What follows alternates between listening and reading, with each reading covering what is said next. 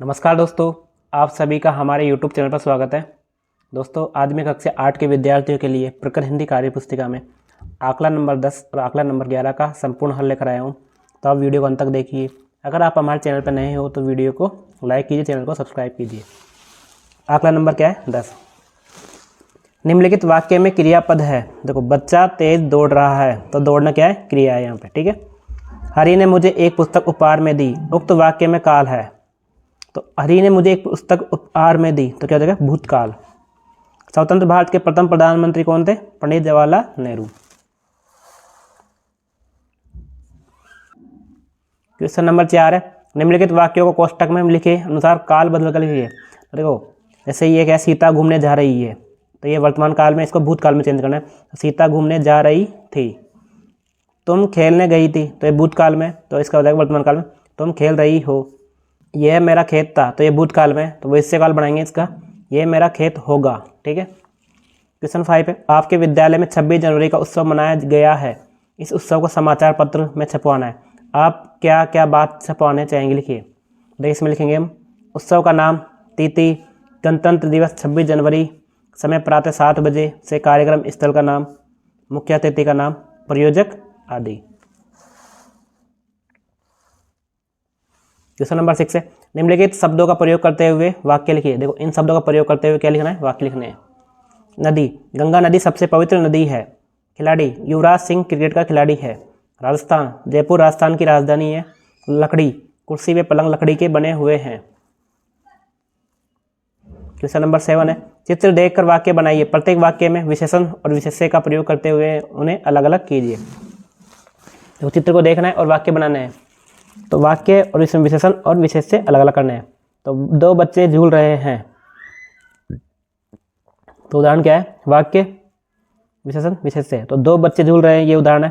तो दो क्या हो गया? विशेषण हो गया, विशेष्य क्या हो गया? बच्चे। इसी प्रकार है, एक बच्ची फिसल रही है। देखो, एक बच्ची फिसल रही है, तो एक क्या हो गया? विशेषण, बच्ची क्या हो गया? विशेष्य। एक लड़का कचरा डाल रहा है, तो एक क्या हो गया? विशेषण, लड़का हो गया विशेष्य। बगीचे में हरे पेड़ है, तो हरे क्या हो गया? विशेषण, पेड़ क्या हो गया? विशेष्य। कुछ बच्चे खेल रहे हैं, तो कुछ हो गया विशेषण, और बच्चे क्या हो गया? विशेष्य हो गया। आंकड़ा नंबर 11 है, निम्नलिखित कहानी को पढ़कर दिए गए प्रश्नों के उत्तर लिखिए। देखिए, इसमें कहानी दी गई है, उसको पढ़ना है और नीचे लिखे प्रश्नों के उत्तर देने हैं। एक राजा था, उसे एक बंदर से बहुत प्यार था। उसने उस बंदर को अपने पास रख लिया। बंदर राजा के सब काम करता था। राजा जब सोता तो वह पंखा करता। सबके समझाने पर भी राजा बंदर को दूर ना करता।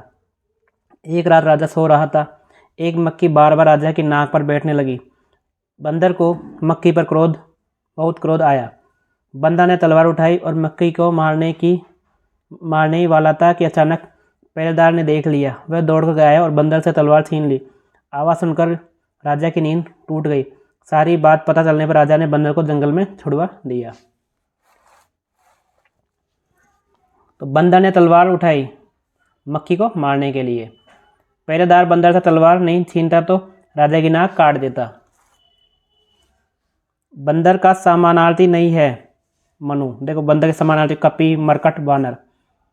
बंदर राजा के क्या क्या काम करता था? बंदर राजा के सारे काम करता था और राजा के सोने पर उसे पंखा भी करता था। दिए गए वाक्यों को पूरा कीजिए। गंदगी पर मक्खियाँ बैठती है। राजा बंदर से बहुत प्यार करता था। मक्खी बार बार राजा की नाक पर बैठ रही थी। इस कहानी पर आप 3 प्रश्न बनाकर लिखिए। राजा को किससे प्यार था? मक्खी बार बार कहाँ बैठ रही थी? Question mark. बंदर ने मक्खी को मारने के लिए क्या किया? यह क्वेश्चन मार्क। विद्यालय में सूचना पट का उपयोग होता है विद्यालय की सूचना प्रसारित करने के लिए। ठीक है। आप घर पर कौन कौन से कार्य करते हैं? लिखिए। तो हम घर पर सफाई का कार्य करते हैं, बाजार से सामान लाते हैं और अपने कपड़े धोते हैं।